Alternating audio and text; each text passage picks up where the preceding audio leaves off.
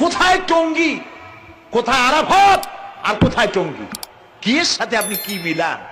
আপনি বলুন, এখানে লক্ষ লক্ষ লোক হয়েছে, আমরাও দেখতে পাচ্ছি লক্ষ লক্ষ লোক হয়, কিন্তু আপনি কেন দ্বিতীয় সমাবেশ বলেন?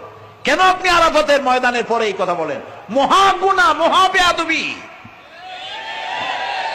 আরাফাতে যাওয়া ফরজ, টঙ্গীতে আসা নফল নয়। আপনি কিসের সাথে কি তুলনা করেন? জিন্দিগিতে এই চিন্তা করবেন না।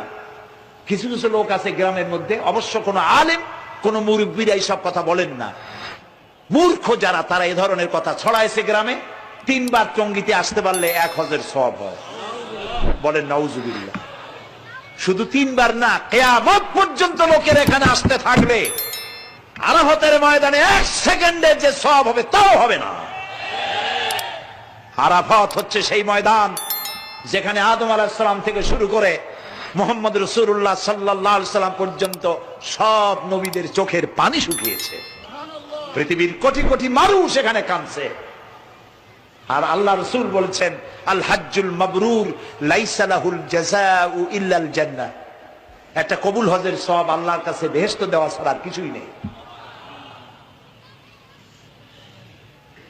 মান হাজ্জা লিল্লাহ ফালাম ইয়ারফুস ওয়ালাম ইয়াফসুক রাজাকা ইয়াউমিন ওয়ালাদাতহু উম্মুহু, রাওয়াহুল বুখারী। বুখারী শরীফের হাদিস। রাসূলুল্লাহ বলছেন, আরাফাতের ময়দান থেকে হাজিরা যখন বেরিয়ে যায় সন্ধ্যায়, মা যেমন নিষ্পাপ সন্তান প্রসব করে, আরাফাত থেকে হাজিরা তেমন নিষ্পাপ হয়ে বেরিয়ে যায়।